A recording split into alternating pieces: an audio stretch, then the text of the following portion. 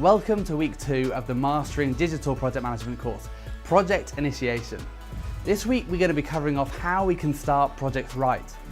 We'll give an overview of the typical agency process and a deep dive into the first few steps of a project.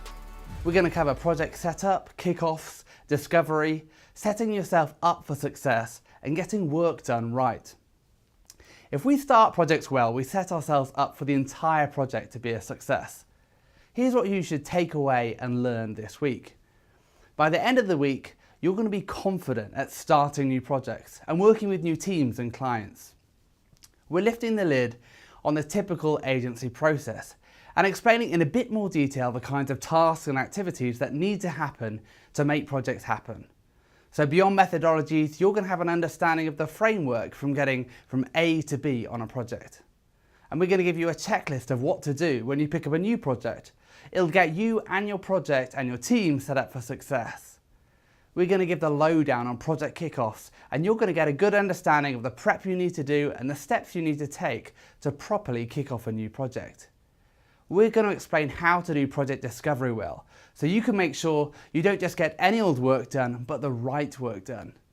And we're going to talk about how we can make our project successful and how to get on track for project success. You're going to learn how to properly define success on a project, and we're going to show you how to get your team to do the right things. You're going to learn how to write project briefs that enable the team to do the right work. Let's start by talking about process and how we get stuff done. We talked last week about methodologies in the project lifecycle, and these help us understand how to deliver projects and the phases of a project at a high level, but it's time to get a bit more granular. What are the things we actually do and the steps we take to deliver projects? You'll find agencies tend to talk a lot about process, and that's because it's pretty important stuff. Process gives us a framework that helps us ensure that our projects don't go totally off the rails. Process helps us make sure we're doing the right thing at the right time and doing it properly. So process is the series of steps we take to get work done. For our clients, having that process documented and easy to understand means they can much more easily understand what on earth is going on in the project, how everything fits together, and see where the project is at. So here's that process challenge mapped to the project lifecycle. Starting and finishing are obvious parts of the journey, but what happens in the middle to ensure you go down the right path? That's where process can be helpful to give us some direction. The 5 typical phases mapped out in an agency process are define, craft, develop, deploy, and evaluate. Define is the start of our project, the strategic solution phase. The define phase is focused on initiating the project and clarifying what needs to be done. It's about defining a solution, defining the brief, the goals, success criteria, and getting a clear understanding around the challenge that we're trying to address, so we can address it properly. After getting a good understanding of the problem, we can then begin formulating a solution that answers the project brief.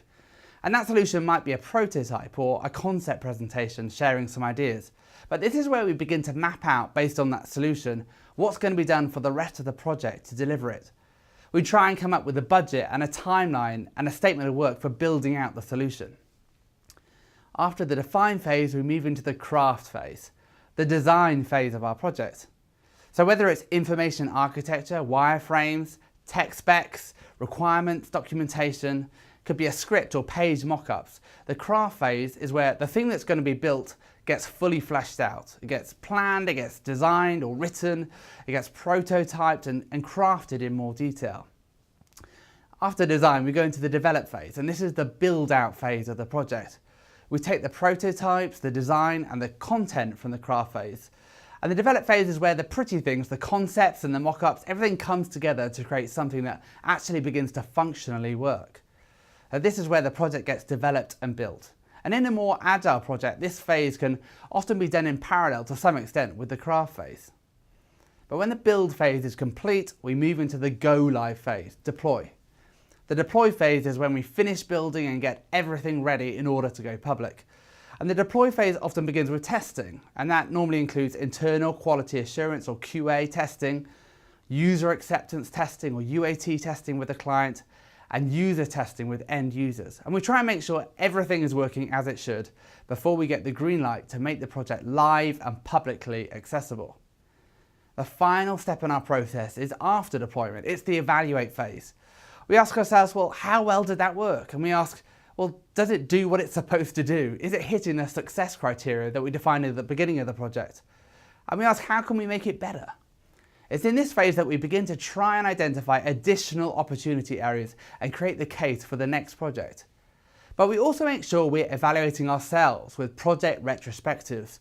We ask ourselves, well, did we deliver it as well as we could have done? And what are the learnings that we need to take from this project into the next project? So here we've split the process into 5 phases. But you can slice and dice this in all kinds of different ways. There are countless variations to this process. But what we describe above loosely aligns with a PMBOK project management lifecycle that we talked about previously: initiating, planning, executing, monitoring and controlling, and closing. Remember though, similar to the methodologies that we talked about last week, there's no right process. There really isn't. You're going to need to tailor it to your clients, your projects, and your teams. You'll soon discover everyone tailors the naming and number of phases to make their project management process seem somehow unique and to highlight strengths within the agency. Some agencies simplify process to just 3 steps: define, craft, and develop. Other agencies will add additional phases up front, like a discovery phase.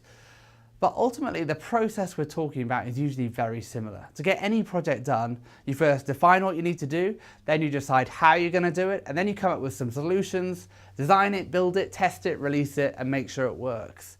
So you can abstract that process in lots of different ways, but fundamentally the process of define, craft, develop, deploy, and evaluate is one that will serve us well on most of our digital projects. To help make this process walkthrough a bit less abstract, here's an example of a website build process taken from Pixel's People and Process.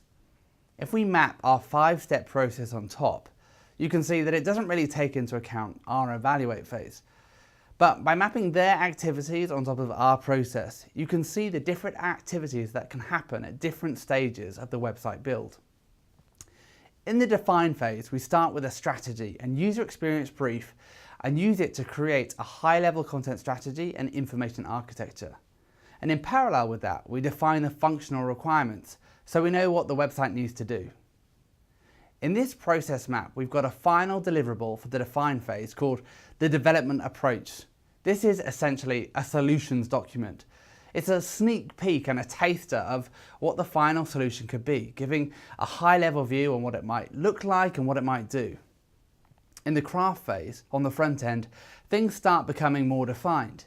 We develop an information architecture, and this tells us what pages are going to go where on the site. And we develop a content strategy, and this tells us what kinds of content we're going to produce and where they're going to be featured on the site. And we develop design concepts and page designs to define the look and feel of the website.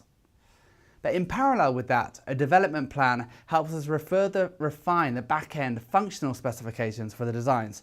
And so this means we're actually designing and building in parallel. On the front end, we're deciding what it could look like, and on the back end, we're working out how to build it. And we're doing these things in parallel, so we don't end up designing something that we actually can't build, and we don't build out something that we haven't actually designed. So at the end of this middle cycle, our craft and develop phase, we end up with a built website. We then move into our deploy phase, as we load any final content, finalize the test plan, and start testing.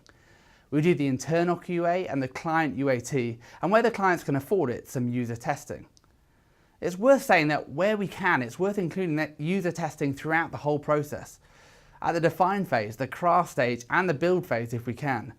Even if it is lightweight, getting validation throughout the project that we're on the right track and then tweaking things as we go is always better than having to fix things after the build has been finalized. But assuming all the feedback is good and we get the final approval and all clear to go live, we flick the switch and we go live. As I mentioned, what I think is missing from this process is the evaluate phase, where we make sure the thing that we've built works and we work on a plan for the next project. But that's a pretty typical website build process mapped to the overall agency process. And it's worth saying that this clearly isn't the only way to develop a site. It's just helpful showing how different tasks can be mapped to the overall process on a particular type of project. So the important takeaway is to make sure that you understand for your agency what the different phases are called and what's done in each phase. If you don't understand the steps in the process for the types of projects you do, it's going to be hard to make a plan. And if you're new to an agency or new to digital project management, it's a fair question to ask, well, what's the process? It's never going to be exactly the same.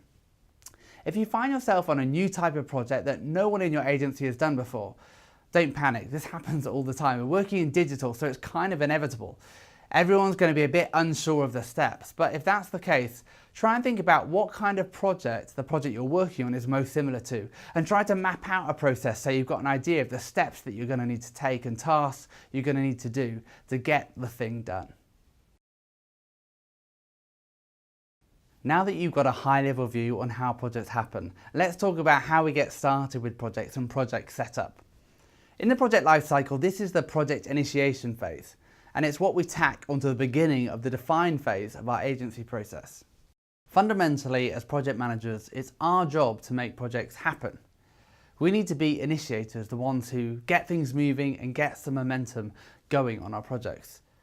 We can do ourselves a massive favour by making sure we're doing everything we possibly can to lay the best foundations for a project before it starts.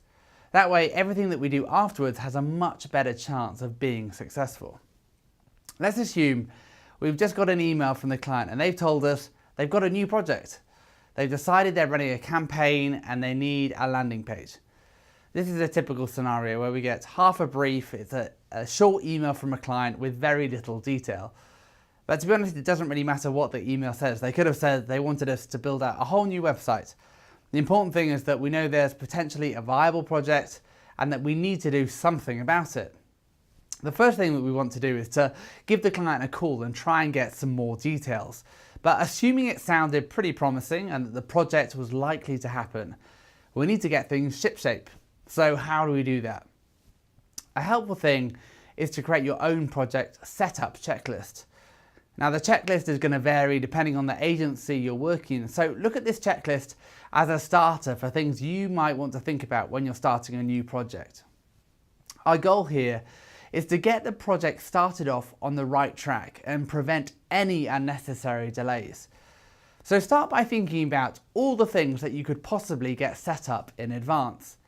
Now let's be honest, the temptation is always to not do stuff, because the project might just fall through and it might end up not happening, so anything could just be a waste of time. But the trouble with that approach is that when the project does happen, you're suddenly on the back foot.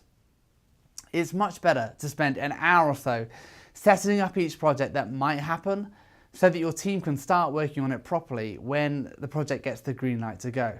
So here are 10 things to think about putting on your checklist whenever you're starting a new project. First up, have a huddle. Now this is just a quick meeting about the project. The important thing here is to share, to make sure you're not just sitting on the project and keeping all that information that you do know to yourself. It's time to find your inner extrovert and start talking about the project. You'll find even the process of talking about the project is going to help you become better acquainted with it. And you'll find that by verbalizing the limited knowledge you might have, you start becoming more comfortable with it. You're going to want to start talking to other people about the project on your team as much as you can to get some different perspectives on it as early as you can. The huddle doesn't have to be a big meeting or a long meeting, usually just 15 minutes with the team leads. It's just an opportunity for you to say, hey, there's this project that might come down the pipe and land in the next few weeks. Here's everything that I know about the brief so far. I think they've got about 50K. They want a landing page for a campaign they're running. We've got a couple of months to do it. We can do that, right? And here's how I was thinking we could do it. Does that make sense? Then you can ask your team if they've got any questions. Of course, they're going to have loads of questions, and maybe some objections too. And you're going to have none of the answers. And that's totally okay. Just keep note of all their questions so that when you get a chance to ask the client, you can do so. Next on your list, decide on a job name. This sounds almost ridiculous, doesn't it? But is the name important? Yes, I think it is. It might be a simple project hack, but deciding on a descriptive and maybe fun and memorable name is a really easy way to get people excited about a project in the early phases of a project. Check out projectcodename.com if you want some ideas, but don't go too nuts on the name. Remember, the point of the job name is for people to be able to find the project across all your different systems really easily. When you've got a job name, you need a job number too. As well as job names, Job numbers are a great way of tracking projects. If you're not using job numbers yet, I'd say start using them. Job numbers are massively helpful when we're trying to keep track of multiple projects, and they make it much easier to filter or search for information related to projects. So if you're not using job numbers yet, make some up. Just use a 3-letter, 4-digit combo like ABC 1234. It's simple but effective. Now go and create a job folder. Again, this seems pretty straightforward, but setting up a job folder, whether that's on Google Drive or Dropbox or your internal server, but getting it set up at the beginning of the project is going to make sure and enable your team to start saving things in the right place from the start of the project.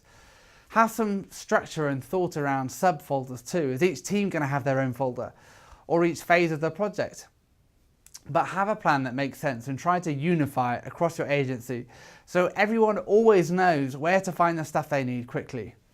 When you don't do this right at the start of the project, you'll find people start saving things in random places. Someone will be using Dropbox, someone else their own personal Google Drive, and the files start becoming really hard to find and track. But when everything is scattered all over the place, you'll find it's also really hard to keep track of versioning the latest files or to know what was sent to the client and what wasn't. And make sure you create an archive folder in each folder, so only that latest version of a file is saved in the root. It's kind of boring stuff, but it's important. When you're trying to find the latest version of a file in a folder with hundreds of files, it's always pretty tedious. And at this point, it's always a great practice to decide on file naming. Lots of project managers are a bit particular about this. Maybe you're not, but at the very least decide on how the team should reference different versions of a file. Or you're going to end up with really huge long file names with final version 6 in them, and it'll be really confusing.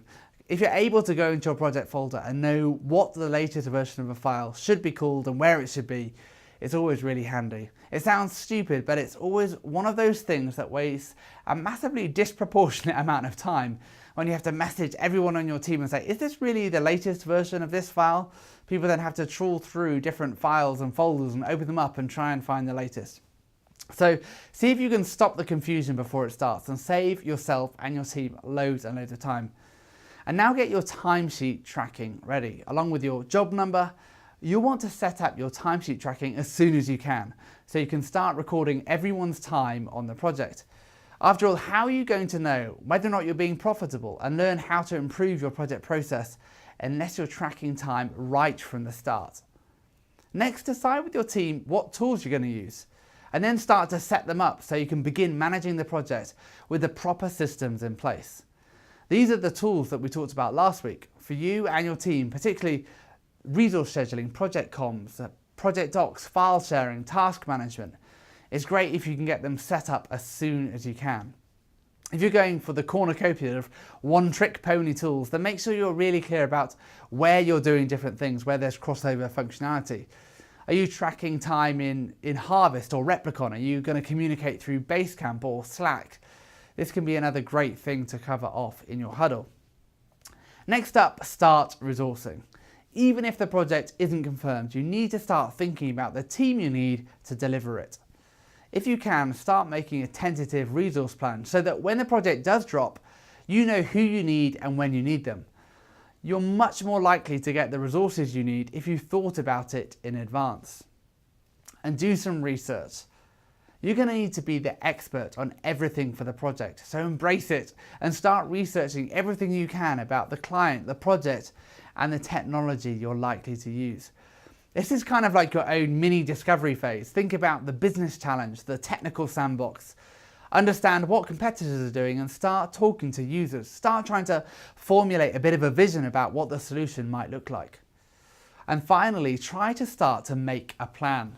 Yeah, it's early days, but the sooner you start thinking about how you're going to deliver the project, the better. It might just be a scribble jotted down in your notebook, but it'll help you get focused on what needs to happen to make the project happen and what the potential next steps are. If you've done all that, great, but don't be content with just your checklist.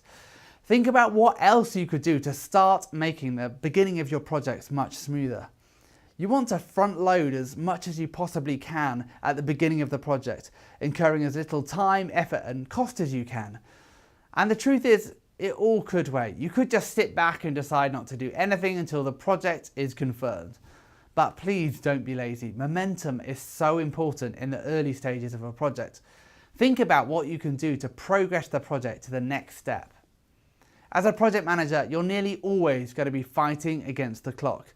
So anything you can do early on a project to get it set up so you can then move quickly as you can throughout the project is going to reap massive rewards down the line. Where you'll find budget and scope can change, time definitely does not. Once it's passed, you're never going to get it back. Probably the most important thing we need to do in the project setup phase is to begin to engage the team and engage the client. At the beginning of a project, it can often feel like no one has any idea really what's going on, and that goes for our client and our team. And that's usually because no one does have any idea. It tends to be a bit of a free-for-all and there's loads of confusion. But we can provide a massive amount of value as project managers by being the glue that begins to bind things together. As project managers, we can be the constant in the uncertainty and be the one that provides direction and leadership. So from the get-go, we need to be solutions focused. We need to try and create clarity. We need to be the ones who are trying to overcome hurdles, not put them up between ourselves or our team and client. This is really a binding exercise. We're binding ourselves to our team, we're binding ourselves to our client and our team to one another and our team to their team. If right from the get-go we establish this sense of team, if it feels like we're all partners trying to achieve something together, we're going to go much further, much faster with a whole lot less pain. So right from the start, be an ambassador for the team to the client, and for the client to the team. Be an ambassador for the project. Beat down negativity, barriers and divisions, and try and be the cheerleader that allays people's fears and misunderstandings. At the start of the project, this is an onboarding exercise. Remember, we're the captain of the ship. We're getting the ship ready to sail, we're welcoming everyone on board, and we're giving everyone clarity on where we're going and what needs to happen to get to our destination in one piece. Our goal is to introduce ourselves, to be visible, to provide direction, and make sure everybody knows what's expected of them. When we get everyone onboarded properly, our team, our management and the client, when everyone knows the role that they play and what's required of them, it makes the rest of the project a whole lot smoother. If the trajectory that we set off from is wrong from the start of the project, it's very hard to pull it back. You only get one chance to start a project. So set yourself up for success by being prepared, by getting ahead of the project and getting everyone excited about what's about to happen. Assuming you've gone through your project setup checklist, you should have met already with your team and had a huddle to talk about the project. It's critical not to rush into a client project kickoff meeting before prepping properly internally first. Before you unleash anyone in front of the client, you need to have a solid plan as to exactly what you're going to do. If the client kickoff meeting is looming and it feels like you're not aligned internally as a team, delay the kickoff meeting with the client. You can't be kicking off a project with a client if the team isn't properly on board and agreed with what's happening. I've had far too many projects where this has happened. You go into the client kickoff meeting and different members of the team start arguing with each other or with the client on the approach. It can very quickly unravel the entire project before it started. The internal project kickoff isn't just a formality or a precursor to the client kickoff meeting. It sets the tone, it sets the style and the vision for the entire project. It's a chance for you as the project manager to properly educate the team and develop a sense of cohesion before finding yourselves floundering in front of a client. The internal project kickoff meeting needs to get you and the team to a place where everyone can confidently say, "We've got this." So going into a client kickoff meeting with an informed team and a proper plan is going to help you massively. Every project is unique, but there's value in ensuring we cover off some of the basics to get our team on the same page. Here's a sample internal kickoff meeting agenda. You'll see just from the agenda that you're going to have to do a fair bit of prep ahead of time, but let's unpack the agenda. We want to start pretty high level, talk about the client and the project background. Start by scene setting to help everyone understand the sandbox you're playing in. how you got the project, what the client's like, and any other info you know. Sharing is caring, so try not to hoard information to yourself, but equally don't overload the team with a load of irrelevant information. Your goal here is just to get them up to speed as quickly as possible. To keep the meeting on track, it's probably worth delaying any Q&A until the end.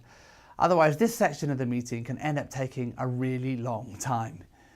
Next up, talk about the project itself. Remind people why you're doing it. To help put the project into perspective, you need to help the team understand why we're doing the project. And this means both from an agency and a client perspective, sharing the business drivers for the project and ensuring there's clarity as to what success or failure looks like. But remember to try and keep this positive. With the project and client background set, it's time to get into the scope details with the team. Share what's been agreed and confirmed so far. Get their gut check on whether or not it feels realistic. But be clear on what we've agreed to deliver and by when. Sometimes that'll mean reviewing the timeline, the estimate and the statement of work together. But if there isn't one, you might need to keep this discussion a bit more high level. Next, we need to talk about the approach. How are we going to make this project happen? How are we going to deliver that scope? We want to be trying to cultivate ownership of the project from within the team. We want the team to feel like it's their project. So make a suggestion for the approach and ask for feedback. Leave time and space for your team to suggest ideas, to challenge your plan and come up with a better way of working. By doing this, you'll end up with a much more robust approach and a much more engaged team. The goal here is to try and make sure everyone agrees on the process and the flow of the project. We need some agreement on the activities that need to be completed to deliver the outputs that are going to deliver success. What we want to prevent is anyone going rogue in the client kickoff meeting and proposing an entirely different approach. When the team have had a chance to understand the project and begin to understand the context, it's worth clarifying the team's roles and responsibilities. Here we're just trying to make sure nothing is going to fall in between the gaps with anyone passing off responsibility for things. Remember, we're trying to get our team to take ownership. When bringing together a team that's never worked before, there's going to be a range of understanding on how the team should work together, how collaboration should be managed, how communication should flow, when the team should meet, the tools that should be used and the systems that you should use. As PMs, our role is to make it simple and to enable the team to stay focused on the work. Remember, with tools, there's no right or wrong approach, but to get buy-in from your team, it can be helpful to give them as much autonomy as you can. You want them to feel like they're masters of the project. So define your expectations and let the team agree together as much as possible. Next up, we want to discuss the client kickoff meeting. As a project manager, you should already have a plan in place for it. The purpose of reviewing the agenda with your team is to get their buy-in and provide a sense of context and urgency for the next steps. If at all possible, beyond the usual discussion items that are on the kickoff agenda, ask your team for suggestions for useful exercises or activities that could be run during the client kickoff meeting to gain some early insights or to kickstart the project. By agreeing an agenda for the meeting with your team, it'll help them get focused on the meeting ahead and provide a helpful context for any pre-work that's required. Beyond just agreeing an agenda, think about scheduling a client kickoff meeting rehearsal so you can practice what you're going to say, who's going to say it, what slides you'll show and rehearse any activities. You'll probably be surprised how badly the rehearsal goes. It's always surprising how much you're able to refine the agenda and the meeting content when you rehearse it properly.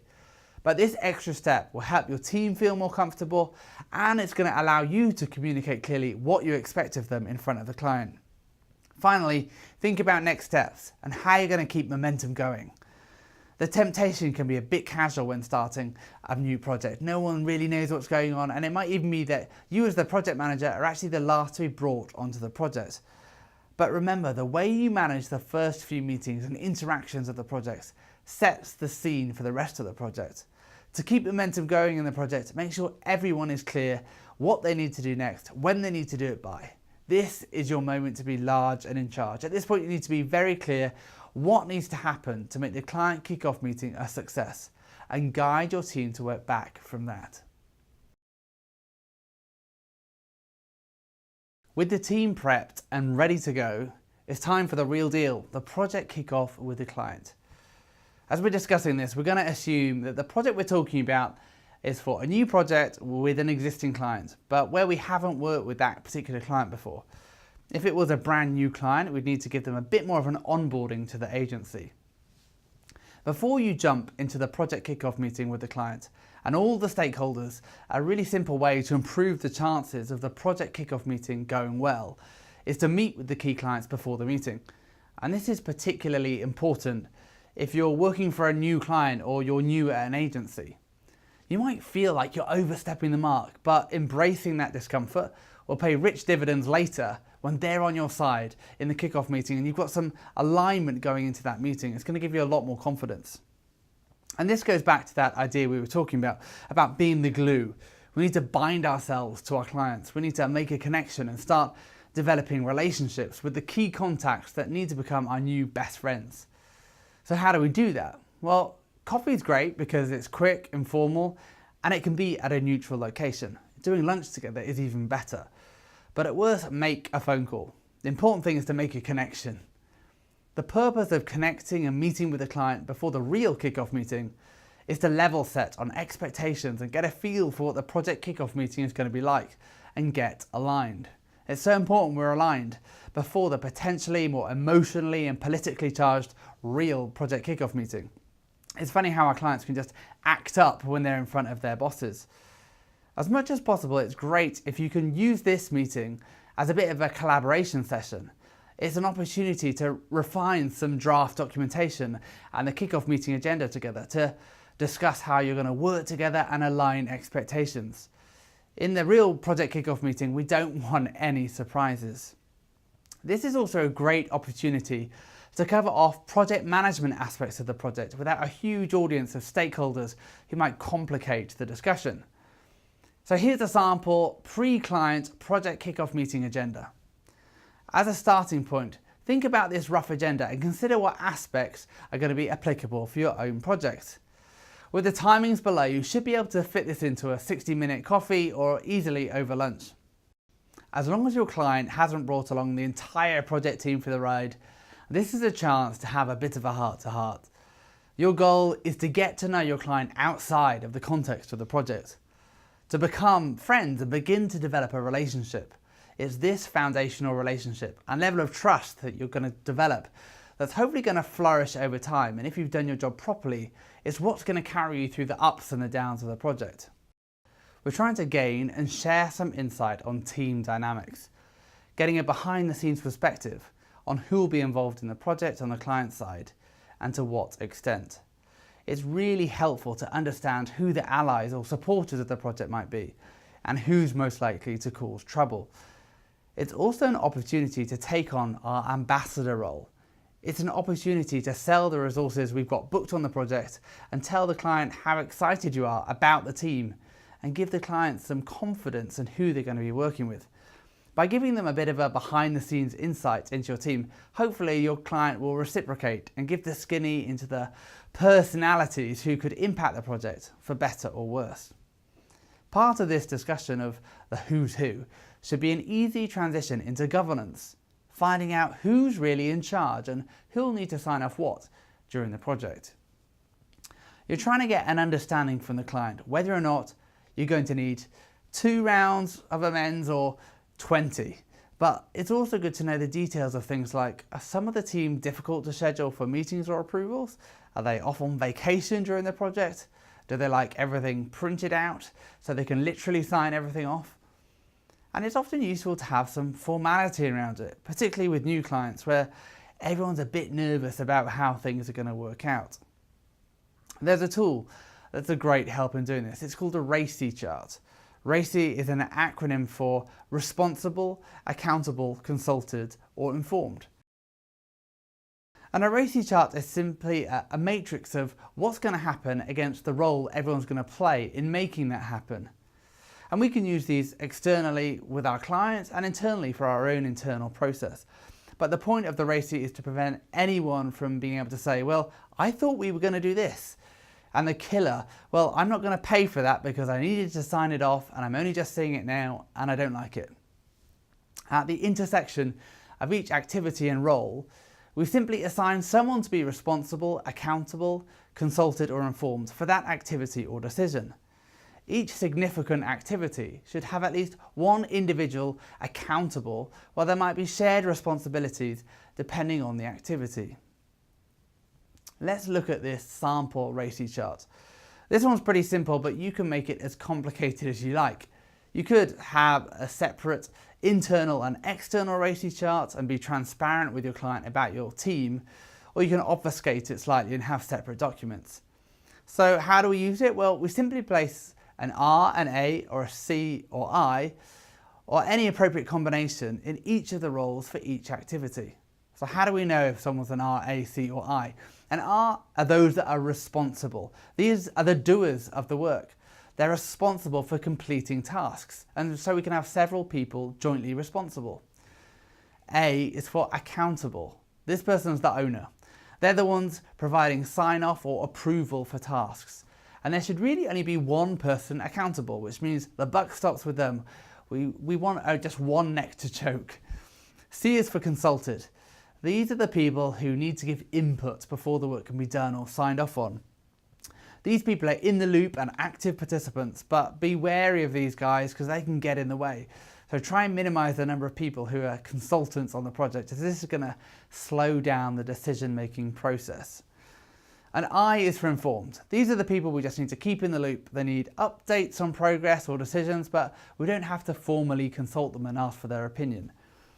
The big questions we need to clarify the answers to in our RACI chart are: who's going to be accountable for the business case and brief? Who will be accountable for signing off the budget, the timeline and statement of work? And we need to know who's going to get upset if they're not consulted or not kept in the loop with progress. Creating this RACI chart can be a great activity to do in real time with the client over coffee. It's the start of beginning to learn how to collaborate together.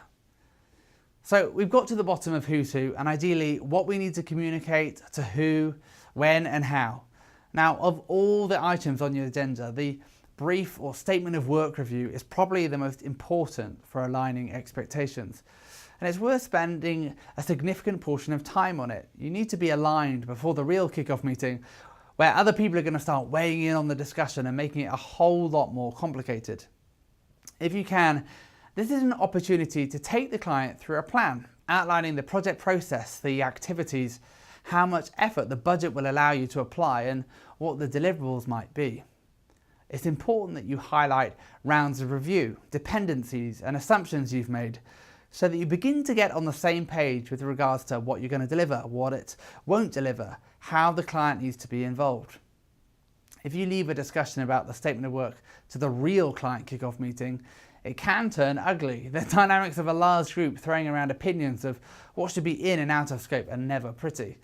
Discussions about scope are always best reserved for small meetings with the client. When talking about the scope of the project, it's always useful to talk with them too about their attitude and approach to managing risk and change. If you can, in advance of your meeting, prepare a risk or RAID log with your identified risks, assumptions, issues and dependencies, and run through it as part of your discussion. You want to set the expectation right from the start that you want to be transparent about identifying and responding to risks and issues collaboratively together. Remember too to talk about the use of contingency and to get aligned on what the contingency is for and how it can be used. Is it a risk and issue budget that we can just dip into whenever we need to accommodate small changes, or not? Recommend an approach for how you think it should be used, so there's clarity on what you'll be doing when something pops up on the project that you weren't planning for.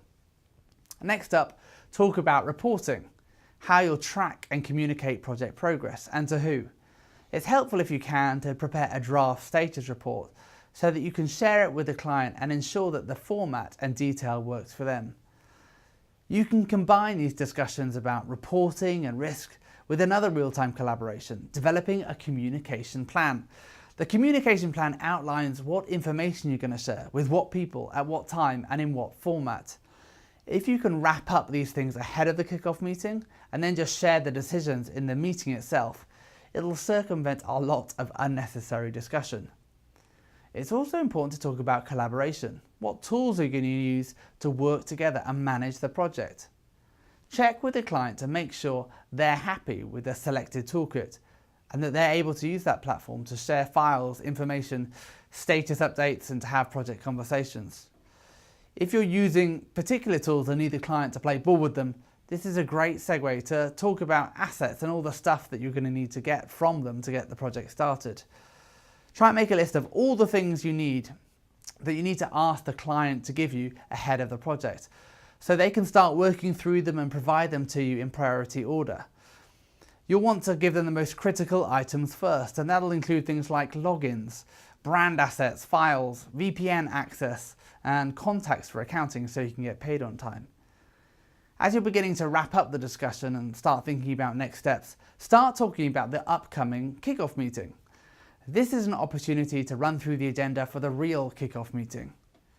In order for the project kickoff meeting to be valuable, the client's going to have to do some serious homework. At the very least, you're going to need to invite them to prepare to discuss the project background and project briefing in the project kickoff meeting. Before you wrap up the discussion with some clearly defined next steps, make sure you give them some space to chat about whatever might be on their mind. Often just asking, is there anything else we should know? It'll spur them to share things they hadn't previously mentioned and that are worth knowing. Finally, be sure to end on a happy note. Go back to that banter that you started with. It's a chance for you to develop some rapport and get to know them better. Ask them about their family, find out what they enjoy outside of work, what they're doing at the weekend, what music they're listening to or watching on Netflix, what sports they're into. Do the groundwork for getting to know them as individuals, and so you've got something to talk about next time you connect. Don't keep all this newfound knowledge to yourself. After the meeting with the client, you'll then need to go back to your team and debrief them, bring them up to speed on all the new information you've learned from your discussion, so the whole team can be properly prepared for the client kickoff meeting.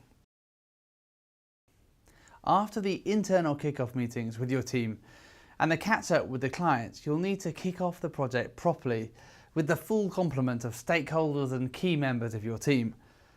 The client project kickoff meeting is an opportunity for the team to hear from the client and their project team and get a full understanding of the background and business drivers for the project.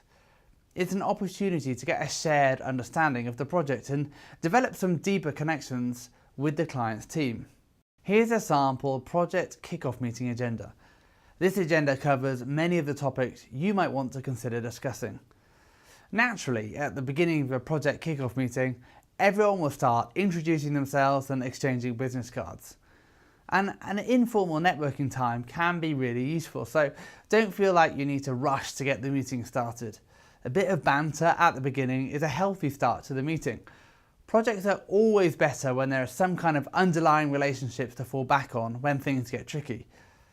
But rather than doing introductions when you just go around the room and have everyone say their name and job title, it's worth spending a bit more time on introductions to make sure everyone's clear on everyone else's role and responsibility on the project. Just knowing someone's name and job title is pretty useless. Ideally, we can use these introductions to get further clarity on our RACI chart. Who's going to act as the single point of contact? Who's taking ownership on what deliverables? Who needs to sign off on what deliverables? And how will stakeholders be involved in the process? Ideally, you've already got everyone's names down on your RACI chart, so it's a good opportunity to share it. Next, we want to invite the client to talk about the project background, and so we get an understanding of how the brief fits into their broader strategy and any other projects that are happening. This part of the kickoff meeting should really be led by the client, so you'll need to give them a brief before the meeting to prepare for this. It's a chance to get some project background information, beginning to understand what success might look like, beginning to understand any potential challenges, any overlap between projects, and it's an opportunity to potentially discover any future projects. You should ask them to explain the business's strategic plan and how this project fits into that plan. It's helpful also to know what projects preceded it, what are likely to follow, and what other projects will be impacted by this project. Next, we want the client to give us a project briefing. They should share the details of the specific business problem we're trying to solve and the customer need we're trying to address. It's an opportunity for the client to share data specific to the project. We need them to provide us with a rich understanding and an insight into their business and the specific problem they're hiring us to help them solve. This is a great opportunity to question the client on how the project relates to the customer need. Often clients don't factor that into their thinking. You should ask them to cover off anything that they think might be helpful to us in understanding the background to the business challenge and the customer need, which might include customer research, it might include insights and surveys, analytics and data. It'll include the background to their brand and details on their technology stack. In order for a project to be successful, we also need to understand success. Beyond just creating the new thingamajig, what does the client want us to do? What are the goals they're hoping to achieve? We'll talk about this more in a minute. And while we don't want the entire kickoff meeting to be focused on project management, there are always some things worth covering off at the beginning of the project before it started, so we get everyone on the same page. If you can, review the timeline, present a high-level project plan with major phases and milestones to ensure the stakeholders are all aligned on the sequencing of activities and any dependencies. Review the deliverables.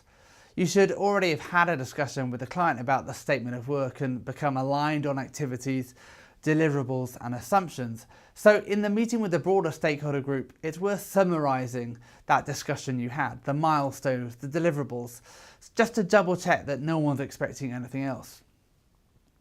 Recap on the roles and responsibilities we mentioned earlier and the client project governance. This is where we can reintroduce our RACI chart.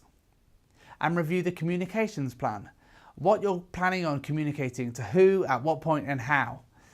Also be sure to clarify the approach to risk, issue and change management.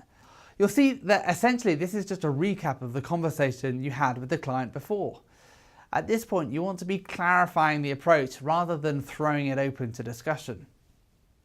And as you did with the client previously, wrap up the conversation with an opportunity for the client to raise anything that they might want to cover off.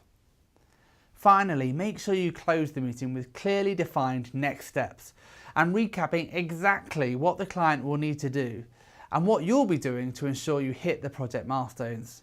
Kicking off projects well is all about bringing everything out into the light and getting clarity. It's about getting a shared understanding and beginning to manage expectations.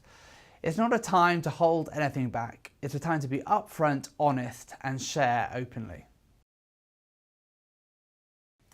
A common cause of project failure or unhappy clients at the end of a project is that they didn't get what they thought they'd be getting. It's really a bit of a collective failure. Clients can find it hard to define exactly what they want in their briefs. And as agencies, we can be guilty of not being clear about exactly what we're delivering. Ultimately, we're the ones that lose out when clients don't want to continue working with us, or worst of all, they refuse to pay. So how can we ensure we're all on the same page? We've got to understand our projects beyond just a list of requirements, and that's the goal of discovery. Sometimes this can be part of the project kickoff. Sometimes it's helpful to do this as its own mini project. In classic project management terms, this is really the project charter. It's clarifying the mandate for the project. In project discovery, we're trying to better understand the brief. We're trying to understand and uncover what potential solutions might be, and we're trying to validate that with users. In the agency process we talked about earlier, we've lumped this in as part of the define phase. The discovery phase should cover 4 key areas. Business needs. We should really have covered this off already in the project kickoff meeting, but this covers things like business goals, what success looks like and how we can measure that success.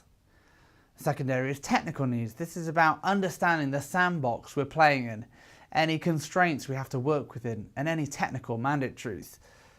Thirdly, we want to understand the competition, what they're doing, what they're not doing. We need to understand and know the competitive landscape and how they're telling their stories so we don't inadvertently copy them. We need to know the baseline for playing in the space and where there's white space and potential for us to disrupt the status quo. Fourthly, we need to understand the user needs. Of the 4 areas we've mentioned, this is by far the most effort, but it can be the most useful to creating something that works and is successful. You'll find often a client's brief is written from a business perspective and not from a user's perspective. And this means we can often dive into projects without any real understanding of what the user wants or needs. The business solution is just an attempt to fix the business problem, but doesn't dive deeper into why a user might be doing or not doing something that we want them to do. How we tackle getting a better understanding of these 4 areas, business needs, technical needs, competition, and user needs, is going to depend on the project. It's likely to be a mix of things. It's likely we'll start with rehashing the brief with the client so we understand it fully. Then we'll try and gather some data with some desk research, some workshops, some interviews with users, maybe some site visits.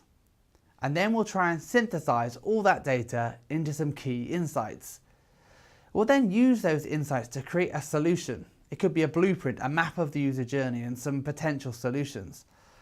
The important thing in the discovery phase is to evolve a project from being defined merely by deliverables, such as we need a landing page or we need a blog, and instead ask how these things align with the user needs. If we don't understand the user needs properly, we can make something that might look amazing. It might have some incredible functionality that no one wants or cares about. Clients can sometimes be reluctant to do a discovery phase. After all, it's more money, and the deliverable is really just a better brief. If they think the solution is really obvious, it can sometimes help to remind them that discovery is worth doing anyway. Through a clearer understanding of the context, the background, and the drivers for the project, it's pretty much guaranteed the client is going to end up with a better solution. It might be something that can be delivered faster or cheaper, or actually totally different to the thing that they were thinking of and proposed. But the discovery phase will enable a focus on achieving success and not just deliverables. It's going to provide a better context. Through a better understanding of the background, it'll provide a solid foundation for the decisions that'll happen daily throughout the project. It'll reduce costly mistakes, misunderstandings, and unnecessary functionality. And it's going to expedite the process. By clarifying the big questions up front, you're going to get to the right solution much faster. But see if you can find a way to perhaps combine discovery with some initial prototyping. A prototype's a tangible deliverable that the client can embrace. If the discovery phase can be a small project in its own right with clearly defined deliverables, it can sometimes make it a bit more palatable to clients. Get the discovery phase done right, and it'll move the project beyond the limitations of a business-oriented brief or functional specification. It'll provide a better understanding of the user challenge and context. In turn, this is going to encourage your team to be more creative in their approach to solving business and user needs, and the client's going to be much happier at the end of the project when it performs successfully. An output for our discovery phase should be an updated project brief. The project brief is going to give a clear understanding for both our teams and the client around what we're trying to do and achieve. Without understanding the project brief, it's very difficult to do any planning, so we want to be getting some answers to these big questions so we can do a better job of planning. Here are the 5 things we need to be clear on. Why, what, when, how, and who. We've got to understand why. We've got to understand why we're doing this project in the first place. What's the point? What are we hoping to achieve? Or what will the project need to deliver to be successful? We've got to understand the perceived value and expectation, the return on investment that the client needs and the agency want. And we've got to understand what. What are the activities or process that's required to create the outputs and deliverables that are going to achieve the project's goals. We've got to understand when. We need to know the timeline for the project. And we need to understand any important deadlines or dependencies, milestones that we need to hit in order to achieve our goals. It's important that we know the significance of the dates. Often deadlines can be arbitrarily set. It can be really helpful to know if they're just made up or if they're linked to some kind of campaign that we need to be in sync with. Knowing this is going to help us create a much better plan. And we need to know how, whether it's defined by the client or it's just an internal preference. Before we do any kind of planning, we need to be clear on the process we're going to follow to produce the deliverables or outcomes needed. And finally, we need to know who. We need to know all the players involved in the project. We've already talked about developing a RACI chart, and this is key to us understanding who the client and their team of stakeholders is, so we can understand the approval process, how complex it's going to be. Usually a good project kickoff meeting and discovery sessions will help us produce a proper project brief. But if we don't understand the project properly, if we don't understand why, what, when, how or who, then we can end up barking up the wrong tree. We might not focus our project resources as well as we could. We might include in the process activities that are redundant, and we might produce outputs which aren't useful. So as a follow-up to the kickoff and discovery, make sure you're documenting and clarifying the project brief properly. Let's take a moment to dive deeper into project success and the why of the project brief. Sometimes getting to the why of a project can be tricky. You'll sometimes find clients want to do projects just because, or because they've seen a competitor do something similar and they don't want to get left behind. These kind of vague rationales for projects make for tricky projects because it's always really hard to hit the mark. We need to know what success means beyond delivering on time, budget and scope, or a vague just because rationale. We've got to understand how project success relates to the client's strategy. Clients want to know that the work you're doing for them is going to deliver the results they need. Otherwise, there's no point doing the project in the first place. And we as an agency have got an interest in this too. We want our client's project to be a success story that we can share in and claim the victory for ourselves too. Our clients will typically measure success by defining a set of key performance indicators, or KPIs. These are quantifiable measures used to evaluate the progress over time. However, deciding what these metrics should be is not always easy, and clients typically struggle with them.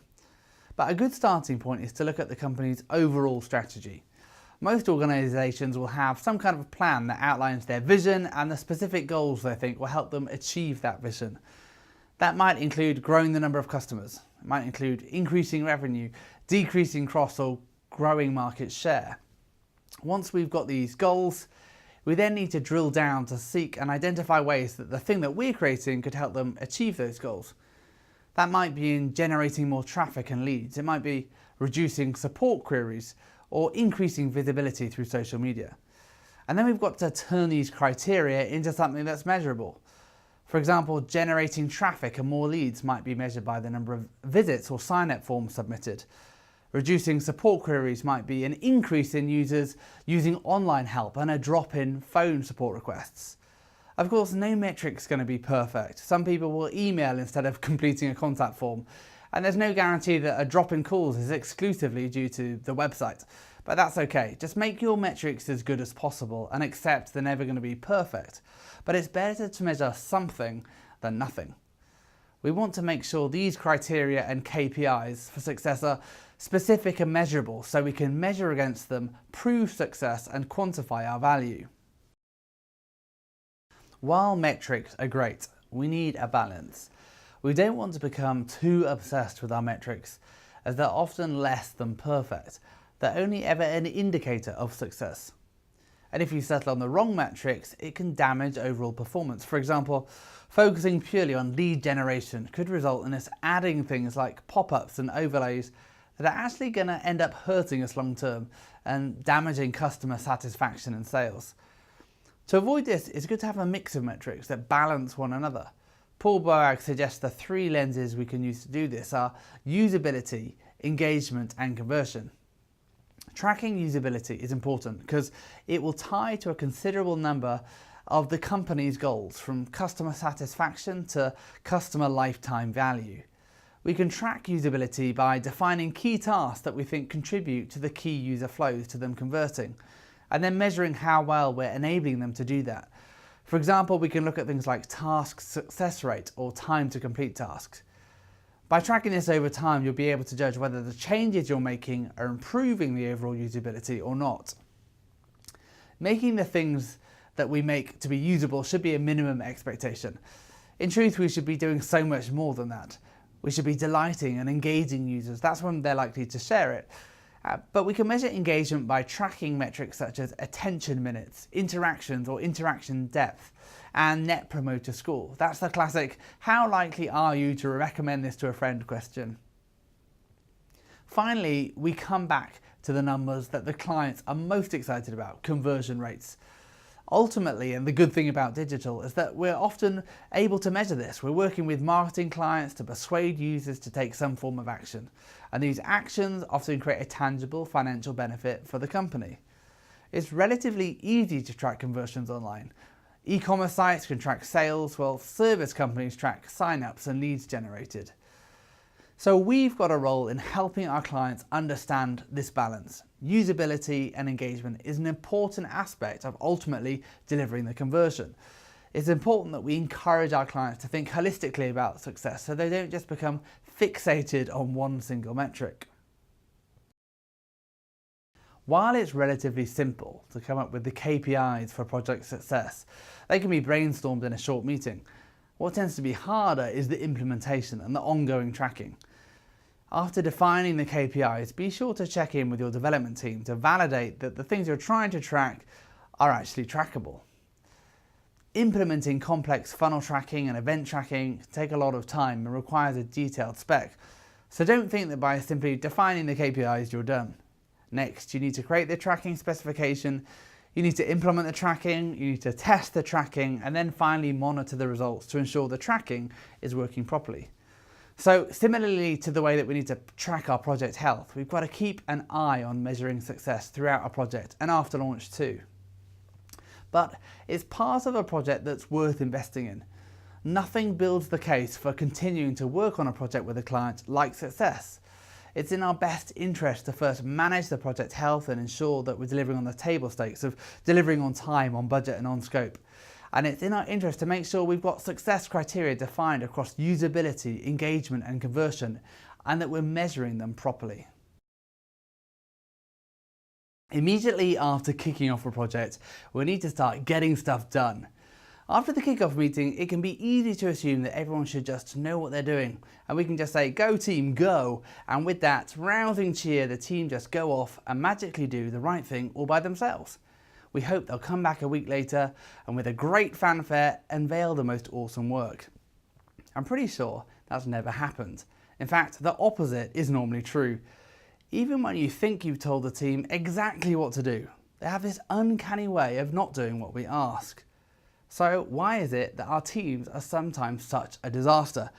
Why can't they just do what we ask them to do? They make all the right noises, they smile and nod happily while we're briefing them. But when we go back and check on their work when the time's up, they either haven't finished it, they haven't done it quite right, or worst of all, they've done something entirely different to the original ask. It's one of the most common complaints I hear from project managers. My team are not doing the work. They're not producing what we need them to produce. And when the teams aren't producing what they need to, the timeline starts slipping. The project goes over budget, clients get mad, people end up working late, and everybody gets stressed. But we need to ask ourselves, did they really know what they were supposed to be doing? Are we really managing and leading our teams into success? I find the 1-minute manager really helpful in describing the situation. Everyone is a potential winner. Some people are disguised as losers. Don't let their appearances fool you. The role of a project manager is a busy one, and we can often feel like we're struggling just to keep our heads above water. If we're not careful, with 10 simultaneous conversations going on in Slack and notifications popping up everywhere, and our inbox being flooded with questions from our favourite clients, we can become a bit slapdash with briefing our team properly. And then we're surprised when they didn't do what we wanted them to do. They didn't get it right because, well, we never actually told them properly what was needed. Yes, we might have forwarded them an email or assigned them a ticket, created a task or just messaged something in Slack, but that's not a proper briefing. We're working agile and the team's just working on iterations isn't an excuse either. You might be iterating, but you need to be clear what you're iterating on. It's going to be a waste of everyone's time if it's just a free-for-all. It's a terrible false economy to think you're saving time and budget by half-assing your briefs. Our teams have got to know what's expected of them. And to do that, they need crystal clear briefs which provide appropriate background information and clearly set expectations. The truth is, briefing properly takes a lot of time, but it saves a lot of time and angst for yourself and everyone on the project later. Proper briefing is fundamentally about being understood. It's about giving people the best chance possible of giving you and the project what's needed. As project managers, we can falsely assume that everyone knows the details we do, and we assume that everyone else can see the big picture like we do. But usually they don't. So we need to go the extra mile to give them all the information we can. We need to set them up for success as best we can. Try and write your briefs as though the person doing the work has got no background at all on the project.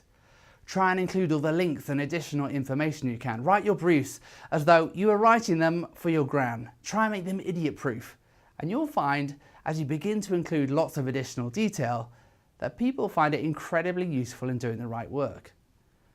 And remember that a brief, as with any communication, to work well, it's a dialogue. It's not a one-way garbled message. Do it once, do it right, and your team will love you for it. One way to help speed up the process of writing briefs is to use templates. Whether or not these templates are something you then copy and paste into your project management tool or you send in an email, it doesn't really matter. What matters is that you start being more consistent about the information you provide. By being consistent, it'll be quicker for you to write, and the team will learn where to find the information they need more quickly on the brief. You might find that it's useful to create different brief templates for different scenarios that will require different kinds of information. And typically I find 3 types of briefs works pretty well. Creative briefs are for projects that require any kind of concepting or idea generation. Craft briefs are to brief in jobs that require crafting, such as initial development of IA, copy, design or tech. And action briefs are to brief in a well-defined task, user stories in development, amends to an existing design, a copy change or a link change. So start writing proper briefs, and you'll find that people start doing the work right first time. This week we've covered a lot of ground on the early stages of a project initiation. You're now equipped with the knowledge you need to start and initiate projects better. You should now have some of your own ideas for how you can start new projects better, how you can front load the project management effort to set the team up well and get some momentum in the early stages of the project. You now know how to begin to engage the stakeholders on the project, both the client and your internal team. You know how to create a RACI chart so you're able to get clarity right from the start of the project on who's taking ownership and responsibility for what. Agencies all have slightly different ways of delivering work, but you now know how the process typically works, how you get from A to B on a project, from initiation through to delivery. And you know how to kick off projects well with your teams and clients, how to start projects well so they finish well.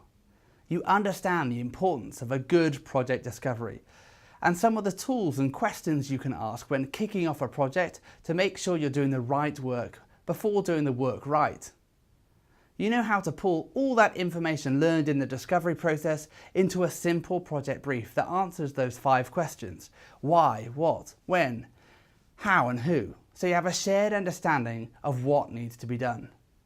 You know the importance of defining success criteria and the usability, engagement and conversion lenses we can use to try and define what success looks like on a project. And you know how to start the team off on the right foot, how to write proper briefs so they do the right work first time. You're all set to go and start some projects right. You've been watching week 2 of Mastering Digital Project Management, Project Initiation. Thanks for watching.